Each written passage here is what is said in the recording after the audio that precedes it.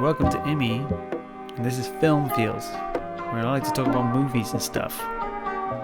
So check this out, Dolittle, written and directed by Gaghan. If you don't know, Dolittle, or also known as Dr. Dolittle, is a physician who can talk to animals. And in this particular one, he has to embark on an adventure to save the Queen. Yes, he's saving the Queen. Not any particular Queen that I can, or even could be bothered to notice who it was, but that doesn't matter. This is not gonna be a particularly in-depth review, but I'm going to give you the gist of what I liked and what I disliked about this movie.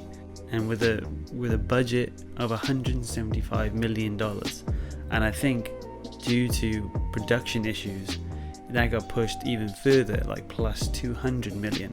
Take a look at the cast. The cast on here is just nuts. Alright, so the main roles are played by Robert Downey Jr., Antonio Banderas, Michael Sheen, Jim Broadbent. I mean, these are classic actors, incredible actors. And then some of the smaller roles, but massive actors like Rami Malek, John Cena, Kumail Nanjiani, Tom Holland, Ralph Fiennes, and you don't really notice. You know when you see Kumail Nanjiani. I mean, you can just tell his ethos is just the way he talks, how he acts, his humor. Yeah, you know what he's about. But I was totally blown away by John Cena. His character is really funny and quite cool. That being said, this is not a great movie.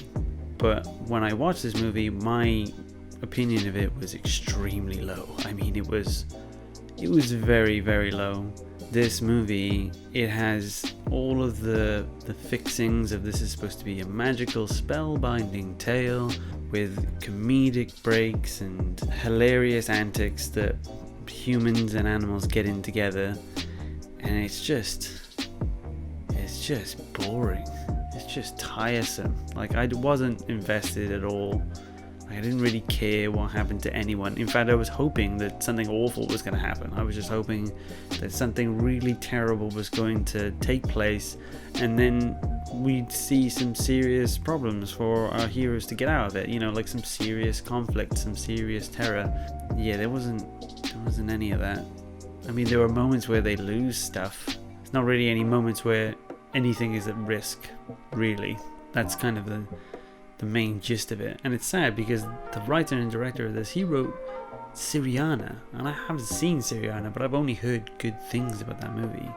Like, he's not a bad writer, but it appears that during the production of this movie, he stepped away towards the end because there was a huge amount of reshoots, and they got in two other men who were, I think that they're linked to things like Teenage Mutant Ninja Turtles and the Lego Batman movie. I think what you can see here is that the studio, Universal, probably didn't like Steve Gaghan's particular take on the movie, and maybe thought it was perhaps a little bit too dark, or didn't quite branch out to the broadest of audiences for them, for what they want in their demographic.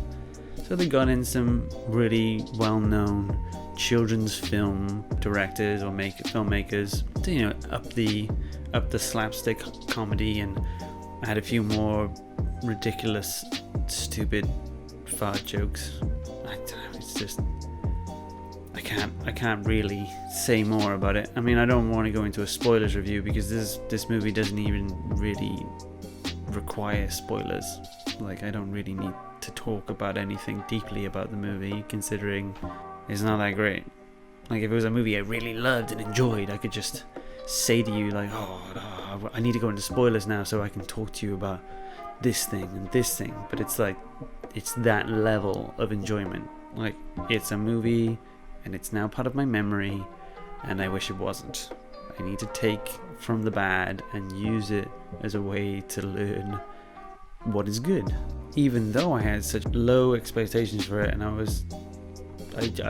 watched it out of necessity, just because I want to watch a movie and I wanted to see it.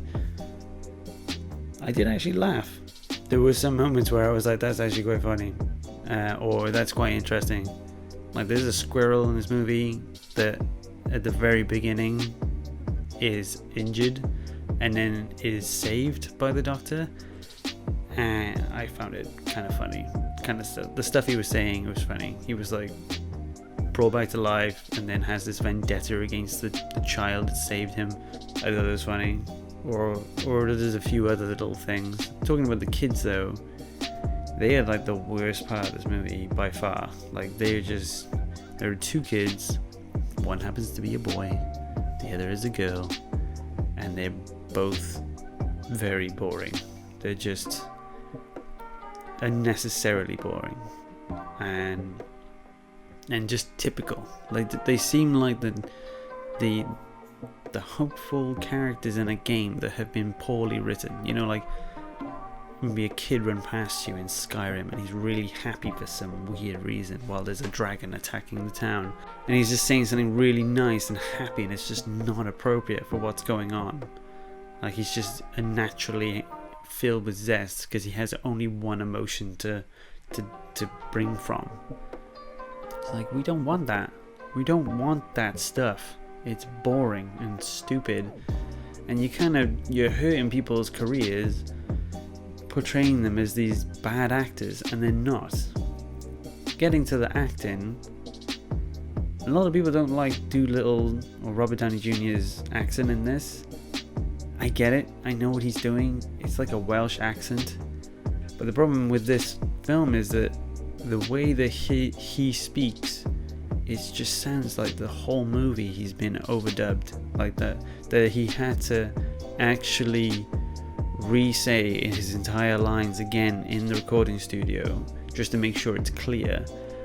I don't know if that's whether or not that's something to do with the way that they've edited it in post with the audio. Like, have they taken the actual audio from the scenes and then upped the value of it so it now sounds like it's been dubbed? Or did they actually make him dub over the whole thing? Because every time he speaks, he just doesn't sound like he's in the room at all. He just sounds like he's in an empty space where no one else is. It doesn't make any sense, and it's just jarring. It just breaks the immersion. You just can't take him seriously. And I had the same problem when I was watching Chaplin, and he's doing an English accent in that, and it's like as if they did the same thing with him in that. I don't really know how that works. I feel like I don't know the process. If anyone does know, please let me know in the comments. Tell me. I want to know, how do they tackle these things when it comes to an actor saying lines in a different accent? Why is it sounds like it's overdubbed? Is it actually overdubbed, or do they do something in post to make it sound more enhanced, which then gives this empty kind of non-atmospheric value? I'd like to know. Big part of this channel is that I would actually really like to learn about films. I'm being a critic, but I'm not doing it specifically to just criticize. I want to learn more about films, and I want to know more about how they work, and I would love to be part of the community. So if anyone sees these movies, please just take your time to tell me how this or that works, or if I say something and it's wrong, I don't mind being corrected, because I want to know what the truth is, how things work, and I want to grow as a person with the community and other people. So if you can get involved and talk with me, I would happily talk away, as long as you guys are being nice, because I believe in you. I believe you can be great. I think connection is paramount. So what would I give this? On my channel, all I do when I'm giving an initial review, and then there's no spoilers whatsoever, I only give it two ratings, either a critical hit or a critical miss, as in go watch it because it's great, or don't watch it because it's just a waste of your time. This sadly is a critical miss. I would say please don't watch this movie, because if you want to be entertained, this is not for you. This is a movie for kids who just don't even care. It's filler for filler's sake, and it's quite sad because I love Downey Jr. I love a lot of those actors. Shout out to Michael Sheen. He was probably my favorite part of the whole movie. He's a great actor, and ironically he actually is Welsh, and Downey is playing the the Welsh person. I mean, maybe if they flipped those roles, that would have been interesting. Maybe if they flipped it and Michael Sheen was Dr. Dolittle. Yeah, that would have been quite cool. But still, yeah. So that's my review. This has been Film Feels, and I love meeting my film friends here. And I'll see you guys in the next one.